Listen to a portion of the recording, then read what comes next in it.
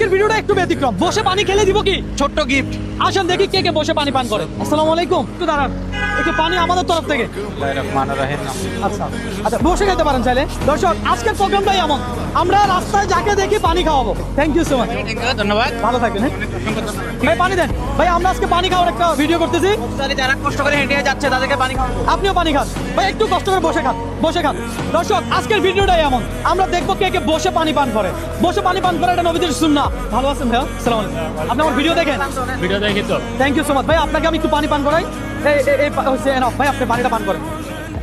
আজকে মাশাআল্লাহ। দর্শক, এই যে দেখেন, ভাইয়াকে আমার বলাই লাগে নাই, ভাইয়া বসে পানি পান করছে। ভাইয়া পানি পান করার সঠিক নিয়মটা একটু বলেন একটু, আমরা শুনি, আমরা শিখবো। পানি দেখতে হবে, বিসমিল্লাহ বলতে হবে, 3 ডোবে পানি খাইতে হবে, অবশ্যই বসে পানি পান, আলহামদুলিল্লাহ, আর বসে পানি পান করতে হবে। বসে পানি পান করতে। ভাইয়াকে একটা ছোট্ট একটা গিফট। ভাই আজকে আমি যাচ্ছি যে এমন একটা ব্যতিক্রম প্রোগ্রাম করতে, কারা কারা বসে পানি পান করে সেটা দেখতে।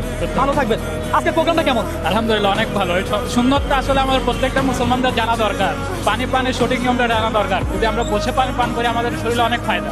একদম আমরা বুঝি না, তাড়াহুড়ার মধ্যে আমরা আমাদের নিজের ক্ষতি করতেছি। এই জন্য সবার প্রতি একটা, আমরা সবাই যাতে সুন্নত মোতাবেক পানি পান করি এবং বসে পানি পান করার চেষ্টা করি।